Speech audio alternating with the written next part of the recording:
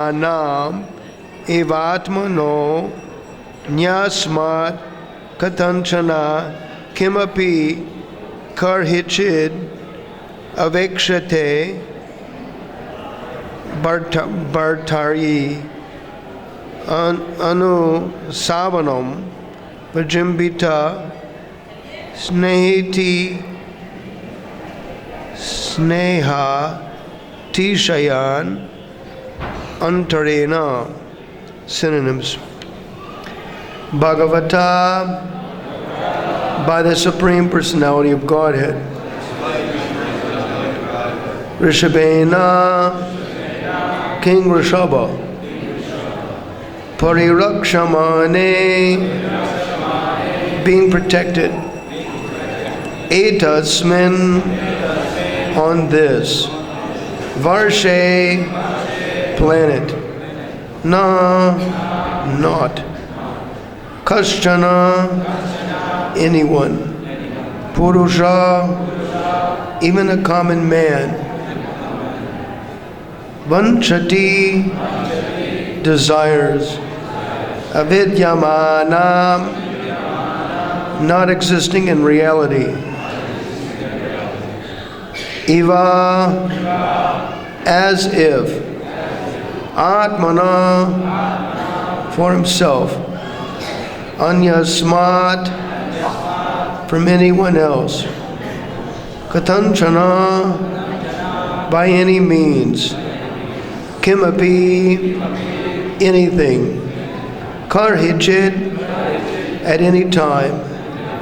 Avekshate, does care to see. Bhartari, toward the master. Anusavanam, always. Vijimbita, expanding. Sneha atishayam, very great affection. Antarena, within oneself. Translation and purport by His Divine Grace Sri Srimad A.C. Bhaktivedanta Swami Prabhupada. No one likes to possess anything that is like a will-o'-the-wisp or a flower in the sky, for everyone knows very well that such things do not exist. When Lord Rishabhadev ruled this planet of Bharatavarsha, even common men did not want to ask for anything at any time or by any means. No one ever asked for a will-o'-the-wisp. In other words, everyone was completely satisfied. Therefore, there was no chance of anyone asking for anything. The people were absorbed in great affection for the king. Since his affection was always expanding, they were not inclined to ask for anything. Purport. In Bengal, the word Ghora Dimba is used, which means the egg of the horse. Since a horse never lays an egg, the word Ghora Dimba actually has no meaning. In Sanskrit, there's a word, Ka Pushpa, which means flower in the sky, or Akash Pushpa. No flower grows in the sky. Therefore, no one is interested in asking for Ka Pushpa or Ghora Dimba. During the reign of Maharaj Rishabdev, people were so well equipped, they did not want to ask for anything. They were immensely supplied with all necessities of life, due to King Rishabhadeva's good government.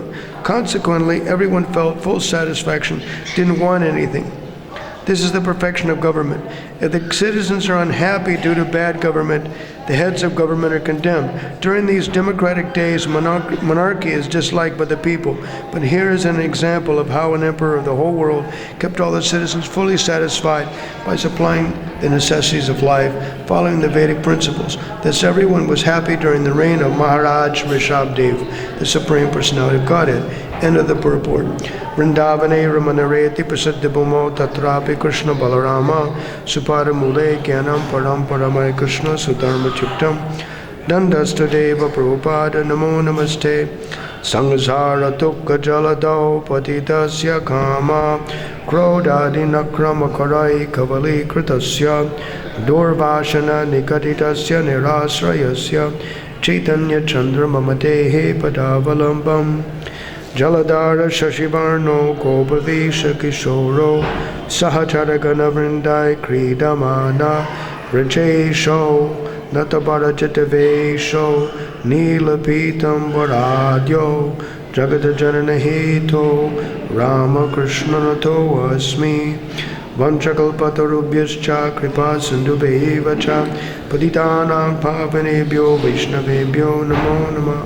Hare Krishna, Krishna Krishna, Hare Hare, Hare Rama, Rama Rama, Hare Hare. So in the purport, Prabhupada talks about how everybody was so satisfied they didn't want anything.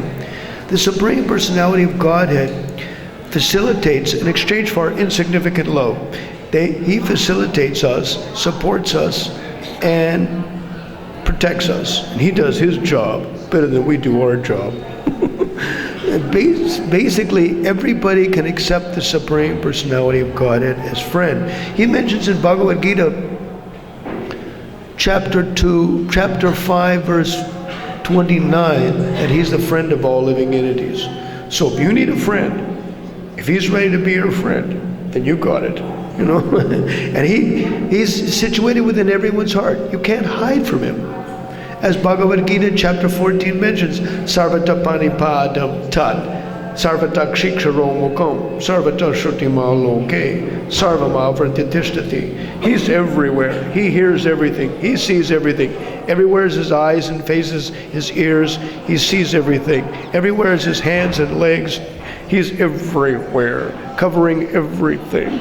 You can't hide from Him at all. He knows everything. He is all that is knowable, and He knows everything. So if He's your friend, you got it made in the shade. You know, you got it made everywhere. And because He says that He's the friend of every living entity is comforted that the Supreme Personality of Godhead is ready. You know, in the material world, no one loves us. It's just what passes in the name of love is basically a trade-off. I give to you because I get something from you. It's basically that, a trade-off. But the Supreme Personality of God and the Tulsi Rani genuinely love us. And it is extremely comforting as a living entity, as a devotee, to know that somebody's got your back. And it is extremely comforting to know that somebody has your back. It's extremely comforting to know that. So, protects and supports and facilitates. The Supreme Personality of Godhead always did that. So during the reign of Maharaj Rishabha Dev, all the citizens were very happy. And Prabhupada says that is the mark of good government. If good government means everybody is satisfied. Nowadays, hardly anybody is satisfied.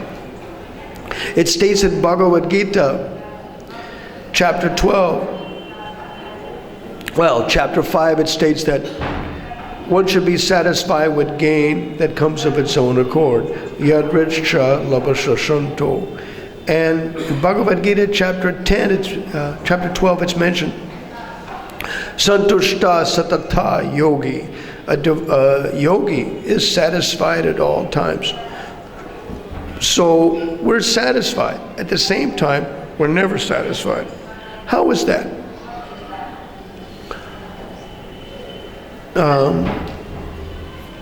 Krishna's maintaining us, and if we get even a drop of Krishna's grace, that's enough. At the same time, our Nam Shraddha is always lacking. We're not doing enough Krishna Seva. Therefore, how can we be satisfied at the same time?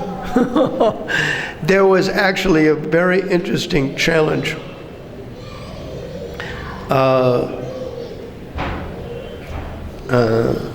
Nathamuni Alamandar was having a debate with somebody, and one of the questions was in the debate was the queen is unchaste, and so the other scholar couldn't say that the queen is unchaste.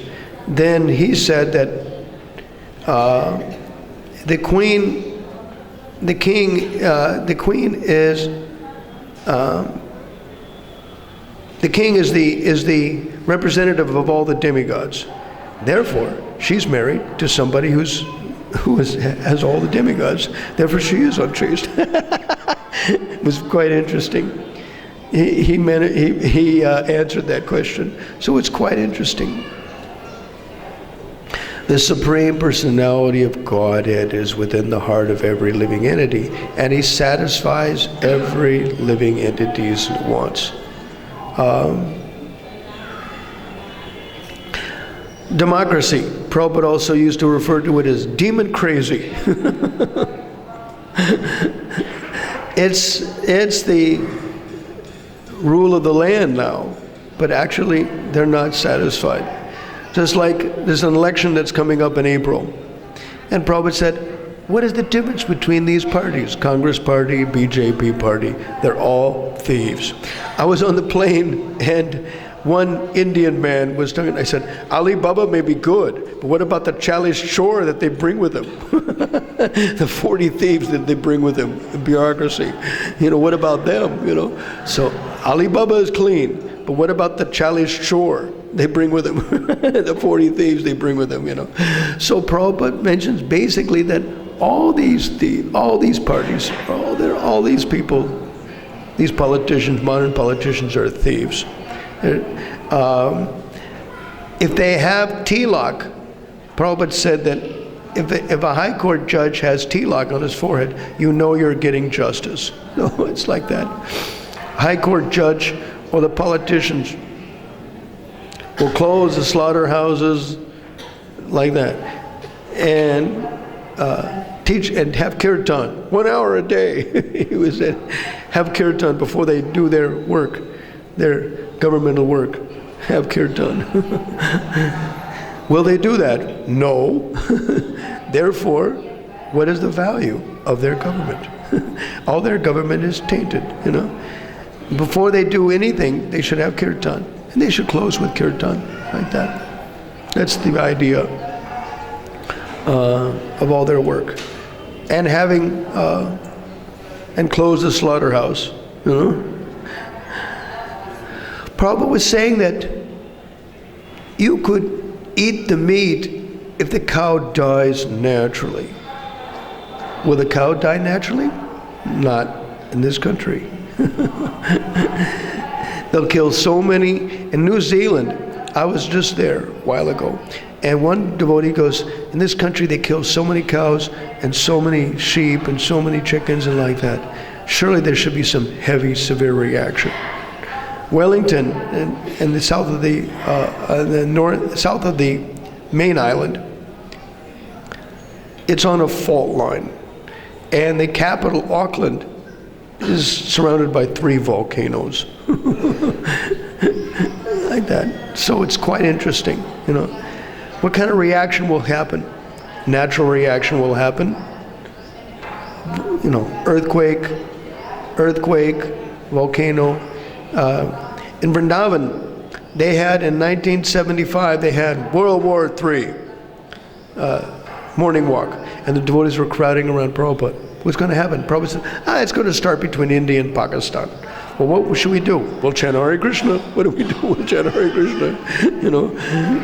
Prabhupada gave the example like the rice thresher, the diki. You take it to the heavenly planets, it threshes rice. You take it to the hellish planets, it threshes rice. Our business is to chant Hare Krishna under any circumstances, And basically, the Agyata Kavita, Harinamastakam, mentions that Nishvase nahi vishvasa kada ruddho bhavishyati kirtaniyamato balyat harinam eva kevalam. There's never any guarantee at any time what our breath will be the last breath. Therefore, Harinam should remain in the tongue at all times. And that's the business of a real bhakta. Anywhere they travel, anywhere they go, or in Vrindavan Dham, to keep the name in the tongue all the time. That's the idea. And Haridas Thakur said, Kirtaniya Sadahari, chant the name all the time. Not Kabhi Kabhi Kirtan Karte Agar Man Sukhai Gato. That we'll chant Hare Krishna if our mind is happy. you know. No, we should chant at any place. Like Bhaktivinoda Thakur said, Sukhi Thako, Dukhi Thako, Bola Hari Dol. You're happy, you're sad, chant Hari Bol, Hare Krishna. Samsare Vipati Bhai. Is this material world very dangerous? Bola Hari Bol. You should chant Hare Krishna anyway. That's our real business, to chant Hare Krishna anyway. So, real management. Mahamuni Das, my godbrother, is like 65 years old. Going in and out of hospitals, his health is not so good, last I heard. And he used to state, damned if you do and damned if you don't. You make a decision, you're criticized. You don't make a decision, you're criticized. People will say, it's too far. It's beyond the mandate. And other people will say, not far enough. So he said, damned if you do and damned if you don't. You do it, you're criticized. And if you don't do it, you're criticized.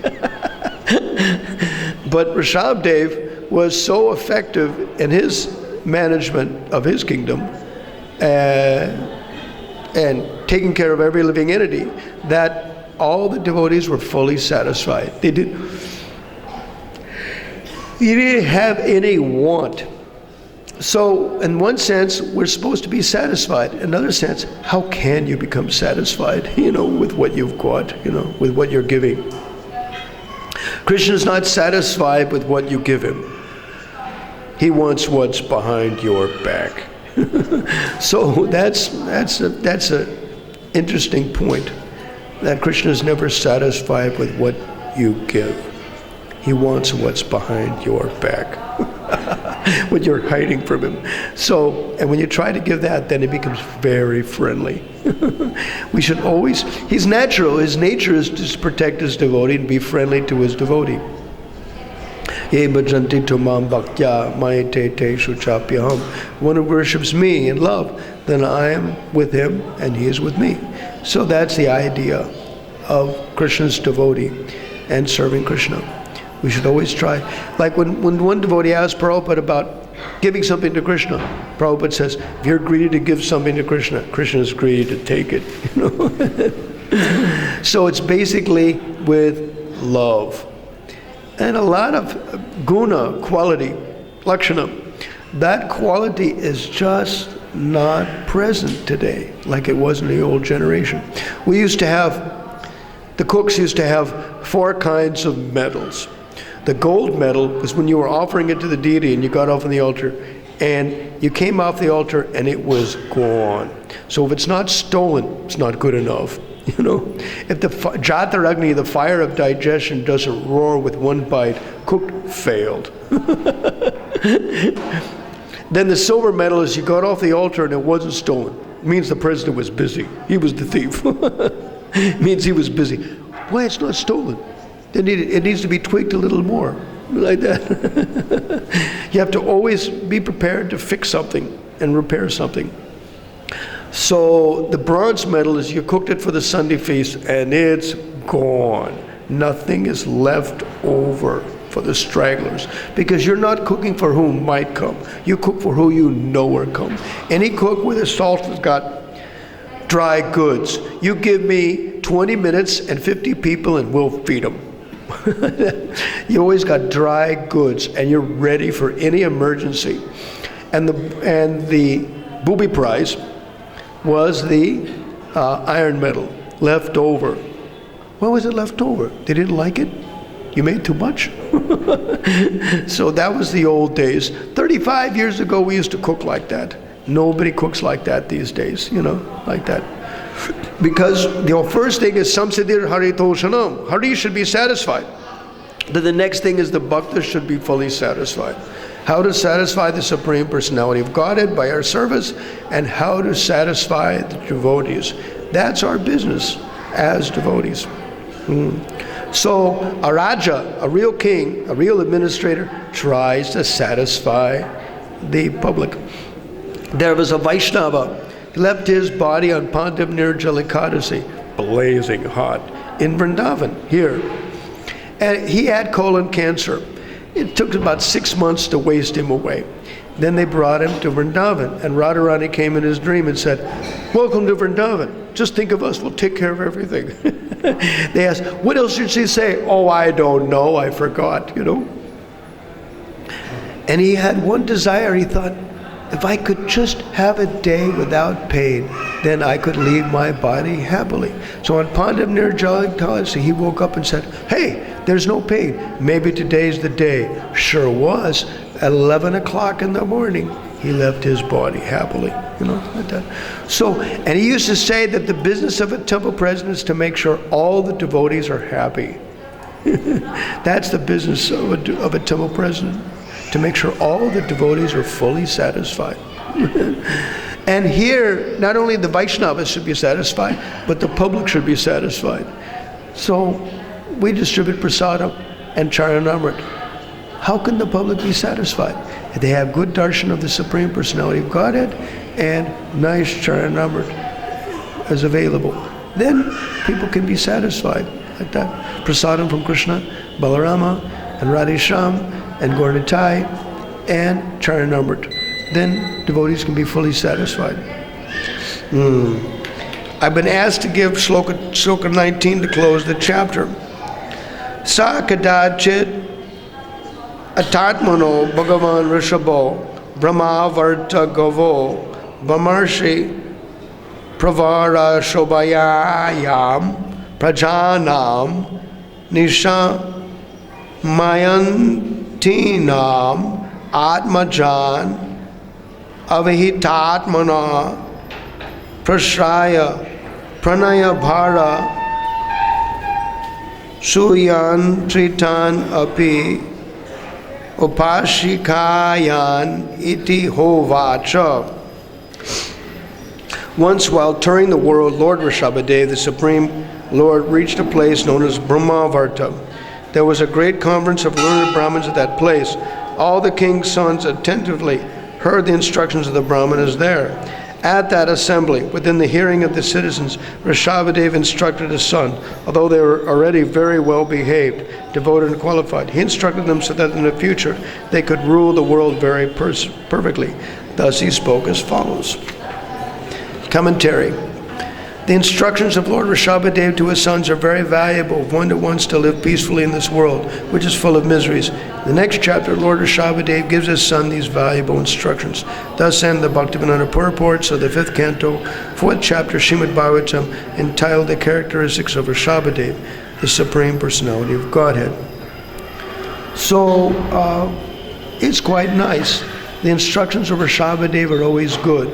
The instructions of the Personality of Godhead. Manidhi Maharaj has written a book called Gauranga Gita, that which is spoken by Lord Gauranga. Lord Gauranga speaks something with his mouth, then it's good. We may have our opinions, that's all right, but whenever the Supreme Personality of Godhead speaks with his own mouth, is really, really good. And we should, an intelligent person should accept it. That's the idea. So Rishabhadev, the Supreme Personality of Godhead, will instruct his 100 sons about good behavior and devotional behavior, because they were supposed to be kings and take care of the praja. Even if all of them didn't become kings, because he has 100 sons, maybe only the first son will become king and the others won't. It still is the business of a kshatriya, kshatrayate iti kshatriya, to protect from hurt. So, to satisfy people in all respects. That's the business of an administrator. So whether it was the first son of Maharaj Rishabhadev, which was Bharata, or the rest, they were all kshatriyas, they were all administrators. They're all meant to satisfy the citizens and protect the citizens. So they were interested in protecting much more than their own self, than their own material body. If a king had some defect in their son, they would not have a hesitancy to punish him. And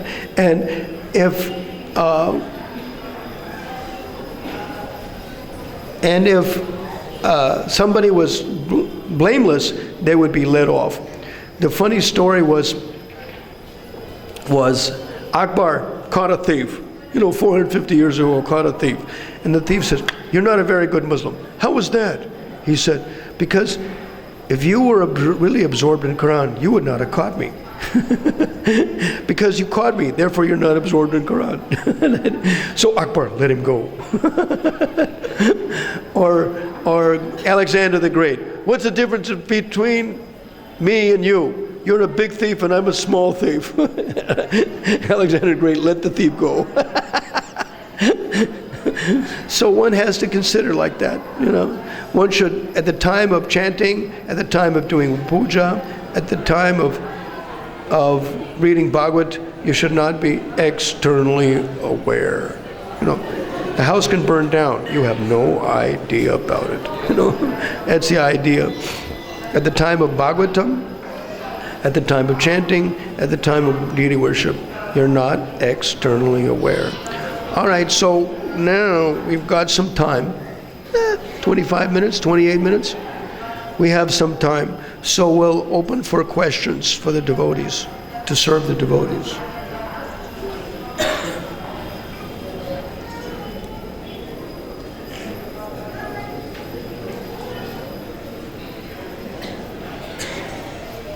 Thank you for the class.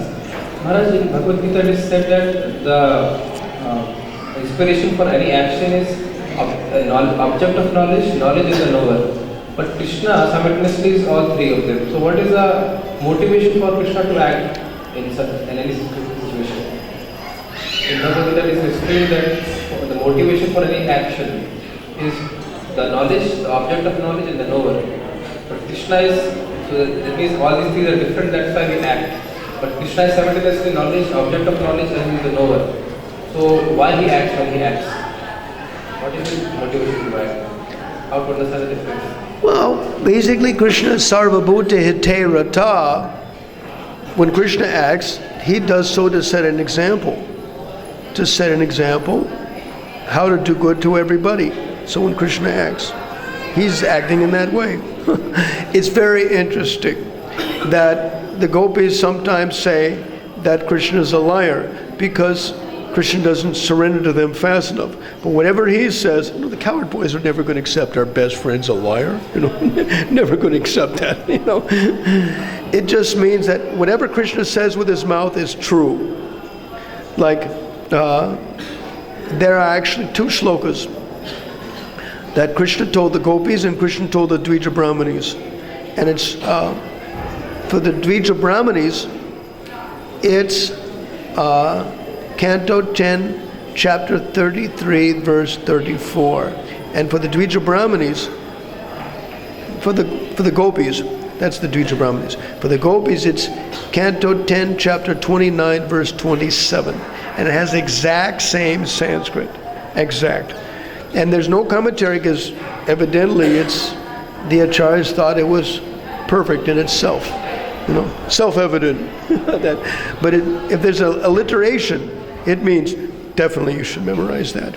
Just like the glories of the Bhagavatam in 12th canto, chapter 12, has got a lot of interesting shlokas there that have a lot in common with the first canto. The first pada is the same. The second pada may differ slightly. It means cool verse. But if it's the exact same, it means definitely memorize that. That's good. Just like actually in Tulsi Upanishad, half of shloka 7 and half of shloka 8, Pundarik Das and his Tulsi Stotra stole it, literally. And he was a Sanskrit Pandit. He could have tweaked it a little bit if he wanted to, but he didn't. He evidently thought it was perfect as it was, Basically it means, hey, this is cool, memorize that. It's definitely neat. So Krishna's the in charge of Krishna's action. When he does it for the benefit of everybody. What are we hiding in our bag from Krishna? Could you please explain? The devotees ask us all the time, our kam, krodha, lobha, moha, like that, whatever we're hiding. whatever we want to hide from Krishna. Now, Krishna sees everything, and the living entity realizes that. Therefore, it's just best to be straightforward all the time. Specifically with Krishna, be straightforward. Be straightforward with all living entities. Ideally, if somebody is chatur, if somebody's clever, then you're diplomatic with them, like that. Now, but with a Vaishnava or with the Supreme Personality of Godhead, very straightforward. Previously, people used to be brought in front of the deity. People would not tell a lie in front of the deity. Something that was untruth. Satyameva jayate. The truth will prevail. Satyam satyam punah satyam. The truth, and nothing but the truth. But nowadays, even in front of God, you're ready to lie.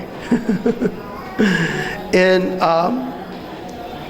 Sartha Vaishani Tikka, it's about chapter 9, when Krishna tells Arjuna that Kuntaya Pratijanihi Name Bhakta Pranashati. Arjuna, you can declare it boldly. My devotee never perishes. Now, Srila Vishwanath Chakravarti Thakur says, now why is Krishna asking Arjuna to declare it? Why he didn't declare it? Because everybody knows he's a Vrajavasi, and Vrajavasis lie. So, sometimes Vrajavasis lie, like that. There's no harm lying for a good cause. Mentioned, I think, in first canto, chapter 18, chapter 19, about that Dhritarashtra didn't tell Maharaj Yudhisthira he was going to the north. So Yudhisthira Maharaj was looking for Dhritarashtra and Gandhari. And then they asked Sanjaya, the secretary, where'd they go? And Sanjaya said, I've been cheated by these two great souls. I don't know where they've gone, like that. So, great souls don't cheat other people, but sometimes they do for a good cause, for a good reason, like that. If they don't cheat. And Krishna is not a liar. I asked my sannyas guru about that. Now, how is Krishna? Krishna's a cheater. He cheats the gopis sometimes, like that. But how is he a liar? And he said, well, he promised to come back, but he didn't come back. In Bhagavatam, he didn't come back, but in Padma Purana, he sure did. It mentions that he came from Dwaraka, outskirts of Mathura, to kill Dantavakra. Then he went and tied Vraj, stayed for 2 months in Vrindavan, and closed shop. Mentioned in Padma Purana clearly. So Krishna is not a liar. He's a cheater. Sometimes he cheats for good reason, but he's not a liar. The coward boys will never accept our best friend's a liar, No, everything he says is true. Everything he says is true. What are we hiding behind our back? That's individual,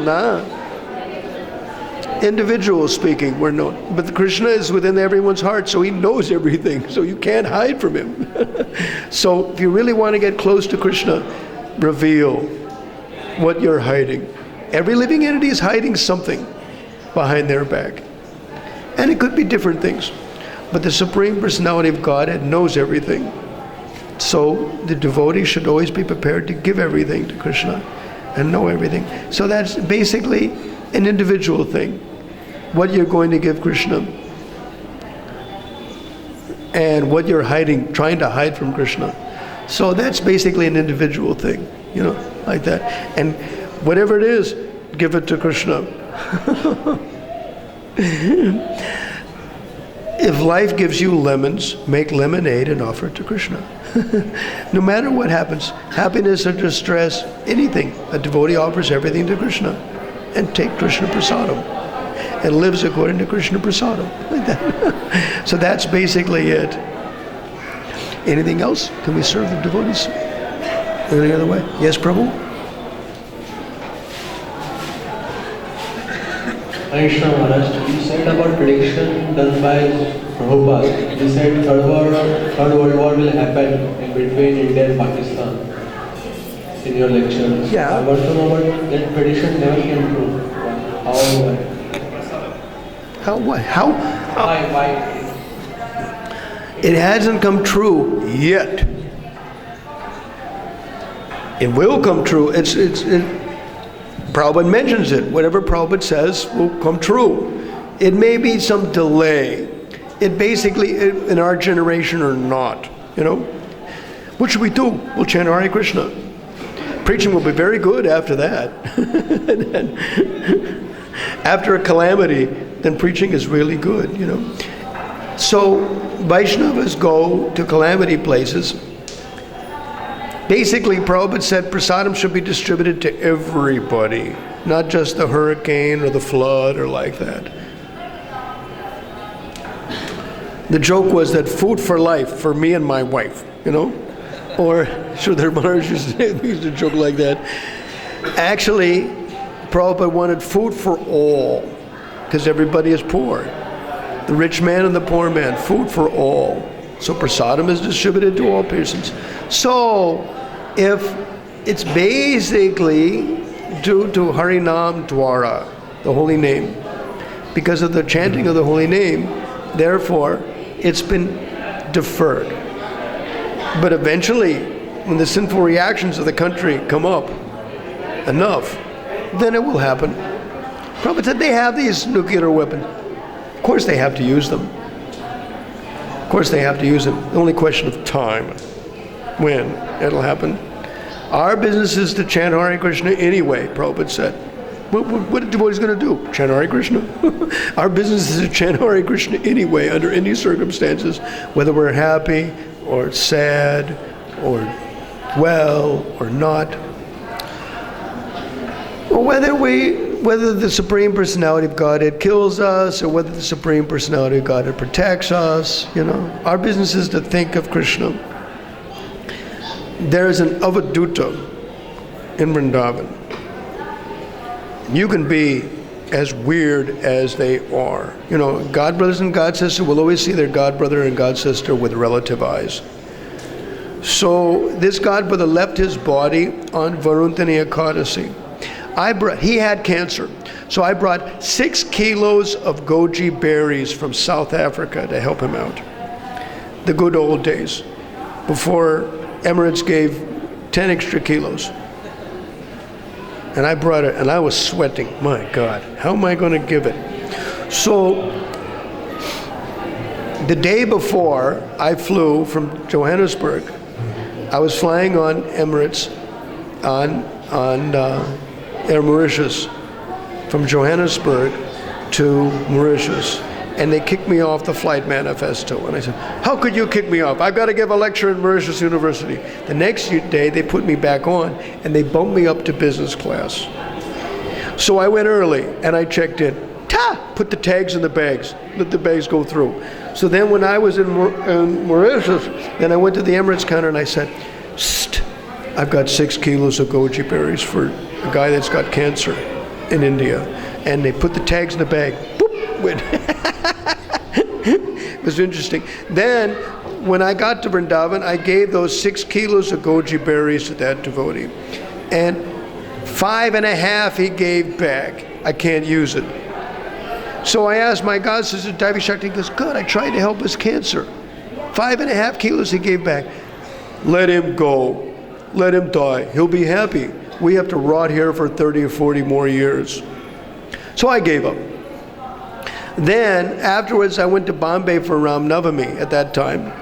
And my friend in Bombay happens to be his villager from the same village.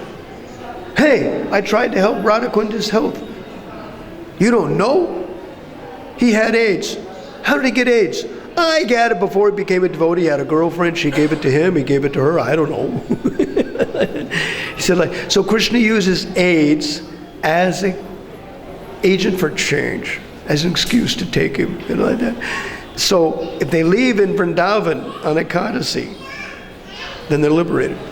It's interesting, in Hari Bhakti Vilasa says, if your relative leaves his body on Ekadasi, you should do the Shraddha on Dwadasi day. It means it's Krishna's company policy to take his devotee on Ekadasi day. Company policy. It's quite interesting. Or any godbrother that left, there was a godbrother in Rome that left, Manasatirtha. Prabhupada calls it Manasatita, and the Italian devotee said, we never even would have met. He goes, my Bengali is saying Tita. It means Tirtha, Manasa Tirtha. And so he died on Advaita Acharya's appearance day. Good day to take his devotee. It's quite interesting. His widow in Rome was asked the time of his departure, and they gave it. And then I checked using the GCal. It's Advaita Acharya's appearance day. Good day to leave, Krishna takes his devotee on auspicious days, good days. And that way they're left liberated, like that. So it's like Krishna's common policy. This thing about Pakistan and India, it'll happen. It's just being deferred by good behavior. But when the sinful reactions of the country, sinful activities of the country arise enough, and they're killing animals, they're killing cows, they're killing chickens, and all these things. So eventually, like Venkatraman gave Padma Bhushan to one guy that created Venki's chicken, Venkateshwar's chicken, created, like some 34,000 jobs, like that. And I thought, look, this guy's a Brahmana, the president of India, and he's giving Padma Bhushana to somebody named after the Supreme Personality of Godhead, Venkateshwar's, Venki's chicken, in Pune, for creating, 34,000 jobs. So there's sinful reactions are increasing. Now, what are we supposed to do? We're supposed to set a good example for the public in general, for our grandchildren, our children. There was one of my godbrother's daughters. She's a very smart girl. So I asked her, is your mother going to come and visit you in the UK? And she said, no, all the kids know. You want to see mother, you got to go to Vrindavan. You have to go to the Dhamma. So that's set a good example and not be attached. For the first 10 years of your life, you're preaching. And the last 10 years of your life, you're cut off everything. You're not even externally aware. That's the reality of what are we supposed to do in these circumstances? Set a good example. Just set a good example for people. That's all. And basically, if there's any reaction that will happen, I asked two Vaishnavas who were born in Jewish families about the Holocaust. Happened about 70 years ago. Was that an example of collective karma? And they said, oh yeah, sure. It's an example of collective karma.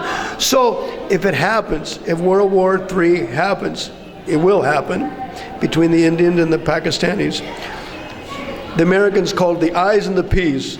The Indians and the Pakistanis and the Israelis and the Palestinians. I's and the P's. It will happen. It's a question of when.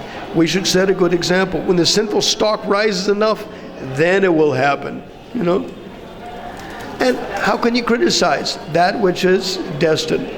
Hitopadej says whatever is destined will happen and cannot be otherwise. Whatever is destined to happen will happen and cannot be otherwise. So it just simply means that it will happen when the sinful stock rises enough. It's being deferred. What should our business do? Chant Hare Krishna anyway, In any regards, chant Hare Krishna anyway. Devotees were surrendering Prabhupada in 1975. What's going to happen? What should we do? Chant Hare Krishna. Preaching will be very good after that. It basically means that you're not going to kill everybody. You're going to kill a lot, but you're not going to kill everybody. Who are you going to kill? The sinful people will be killed the most. And people will have to look internally. That's all. And preaching will be very good after.